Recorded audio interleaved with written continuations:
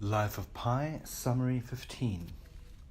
There were many fishes caught during those 227 days on the lifeboat, but Pi remembers one Dorado specifically. As the flying fishes were bursting out of the water, the Dorado launched itself in order to catch one and slammed against the boat, killing itself. But that is not the interesting part of the story. As Pi pulled it aboard, still thanking God for the effortless meal, he noticed Richard Parker's look. This was not a curious look, an absent look, or anything like that.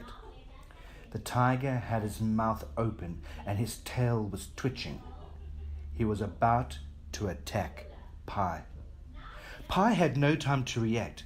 They were too close to each other, and he had no means to defend himself.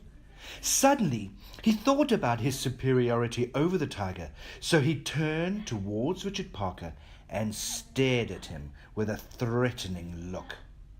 This mind battle lasted for several seconds before the tiger groaned and turned away.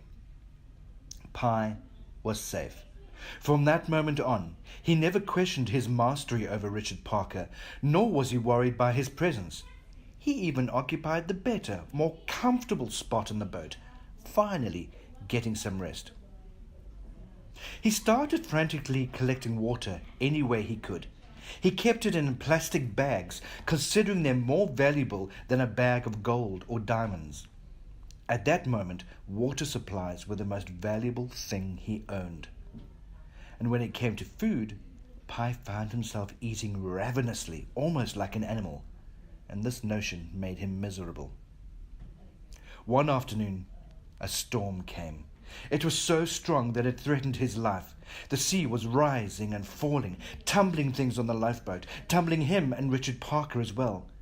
Pi had a hard time trying to grab onto something that would prevent him from falling right into the ocean. Somehow, he managed to close Richard Parker into the tarpaulin.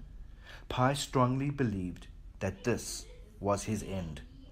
He realized that he would rather die from Richard Parker than from drowning in the water. Well, this probably gave him the courage to fight for his life and make it through the storm. The squalling weather lasted the entire day, draining Pi's last atom of strength. It left Pi exhausted and the boat in a bad condition. The tarpaulin was torn, mostly by Richard Parker's claws. Much of the food was gone, but luckily, the water supplies were untouched. Richard Parker was silent, probably upset with the turmoil.